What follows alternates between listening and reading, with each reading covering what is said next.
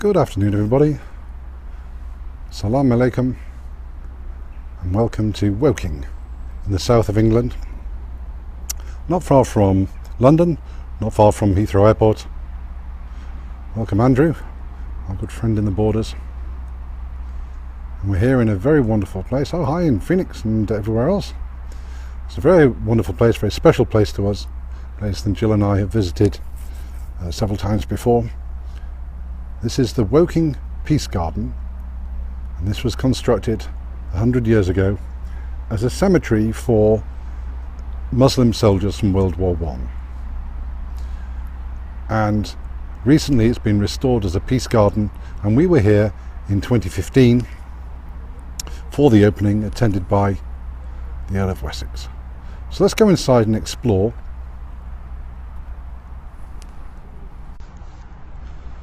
And we'll tell you the story of this wonderful place. So it's obviously built in the style of the Mughal Empire. It's the same shaped arches as the Taj Mahal. Nice oak gates. In we go. Underneath the arch, you see the stone dome above us. Amazing acoustics through the second gate. Now we're into this beautiful garden. And in the centre of the garden there's a pool that is in the style of a Persian garden, which became underneath the arches, a Mughal garden, and coming through a lot of the Arabic world and Moorish world as well. It was common to the architecture from Persia all the way through to Moorish lands of having the river of life flowing through the middle of the garden.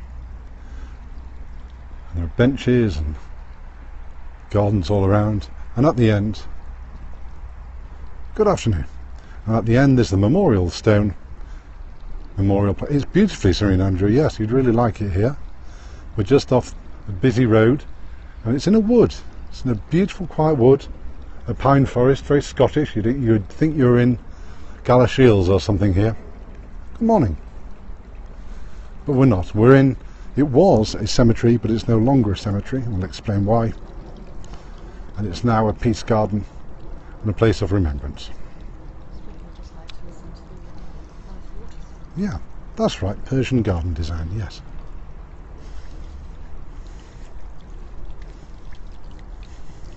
So here's the memorial plaque at the end. The River of Life, that's right, you see the River of Life trickling down here. So here's the memorial plaque. I can't obviously read the Arabic and the Urdu, but in English it says, "For God we are and unto God we go, in memory and honour of all Muslim soldiers who gave their lives for Britain in both world wars." And it has the names of the people who were buried here. So let's rewind 100 years, or just over 100 years, to explore this story. Is that what that says? Welcome, pretty kitty. So just over 100 years ago, in 1914, World War I began. There's looking back to the gate. Should we go and sit on a bench rather than walk around? Yes. Let's go and sit on that bench over there. So just over 100 years ago, World War I began, 1914. Britain at the time had a small standing army, professional army, very highly trained, but it quickly buckled under the onslaught of the German invasion of Western Europe. So Britain called out to what was then the British Empire for help, and the first resource that Britain called for was the Indian Army. So although India was ruled by Britain, the Indian Army was a separate entity to the British Army.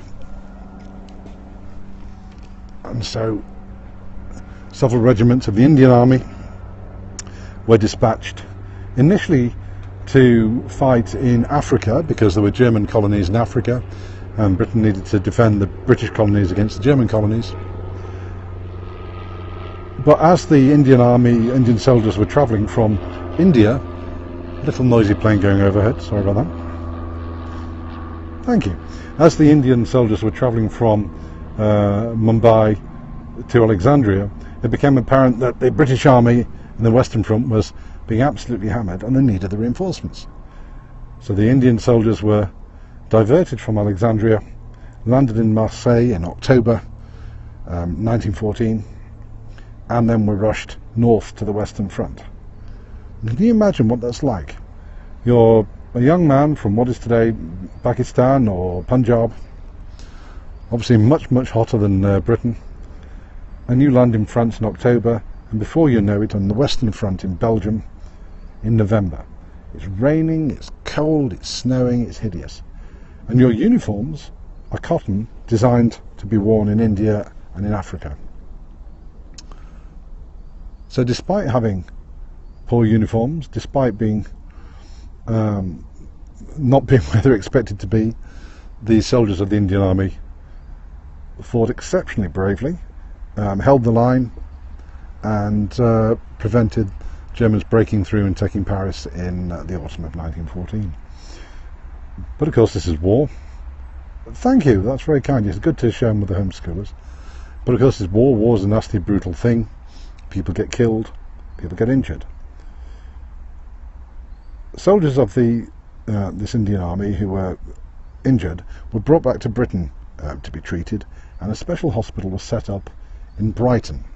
In Brighton there's an amazing building called the Brighton Pavilion, which was a royal palace, hi there, built by, which George? It was George IV, wasn't it? The Prince Regent, yeah, as a pleasure palace, but it's built in what they sort of faux Mughal style.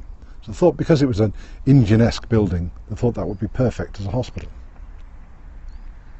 So an Indian hospital was set up there, and when I say India, we're talking about pre-independence India, so India, Pakistan, Bangladesh, Sri Lanka, and of course Burma, Nepal, they're all involved.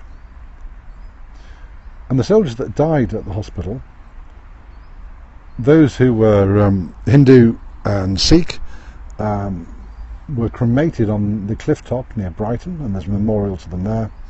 Those who were Muslim were brought to this cemetery here. And Muslims aren't cremated then? Muslims aren't cremated, yes, very good point by Jill. Muslims, and up until the 19th century, Christians are not cremated. They believe that the body should be left whole.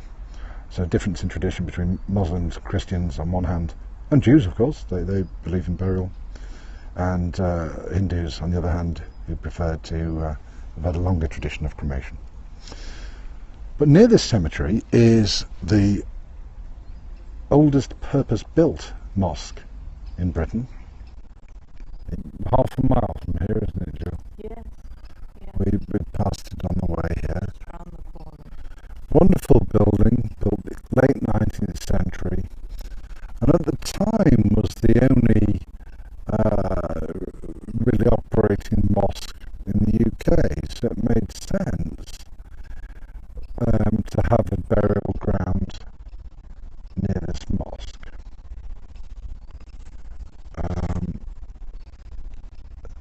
So about, I think, 19 soldiers from the First World War, thank you. Is the connection alright, Andrea? We're sitting down here, I don't know if it'd be better if we stood up in the centre rather than sitting down on the edge. So about 19 soldiers were buried here from the First World War. A few between the wars. For example, there's an officer who, oh thank you gentlemen, there's an officer cadet there who died at Sandhurst Military College. Well, when they were sitting still, we're not frozen. I'll just pan round so you know we're not frozen. So there's an officer cadet buried here, or was buried here, and then a few in the Second World War and just after. Excellent, thank you, Andrew. Unfortunately, after the Second World War, the existence of this place was gradually forgotten, and it became derelict and vandalised. So in the 60s, in 1968, decision was made to close the place and to move the remains of the deceased wherever you want. Its history needs you, and We're everywhere. we're everywhere, yeah. Sharing history and heritage. So our scopes are always from interesting locations like this. Thank you. That's very, very kind. And good to share good history. And especially... Sorry. What were you saying, Jill? I was just going to say there's a very good link on Woking's Woking Borough Council site to a 360 view of the Peace Garden, so we might tweet that for people. Yes, that's a good idea. Yes, there's a... Jill, I don't know if you heard that with the noise of the water. Jill says there's information about the Peace Garden on the Woking Borough Council website with a 360 view that you can explore. So we'll tweet that link, and you'll be able to enjoy that and learn more about it. We have scoped Brookwood Cemetery in the past, but it'll be over a year now, so it probably isn't in our Periscope list anymore. But we'll go back there again sometime. We'd like to be there in November. We've been there before in November on the Remembrance Day, but this year we're going to be in Cambridge for Remembrance Day, so I won't be able to do that this year, I'm afraid, but we'll do that another time. So what we're going to do now we're finishing this, is do something really important, and do something that these chaps certainly like to do, which is have a nice cup of tea. But you couldn't guess he was going to say that. Yes, because these chaps knew the value of a nice cup of chai, and there's lovely photos of them when they're based in Britain, in the forest, brewing up in the forest, and even in France and Belgium, making a good cup of tea to keep them going, keep the cold out and keep their spirits up. So from Woking in the south of England, from the Peace Garden, peace, salam, and farewell.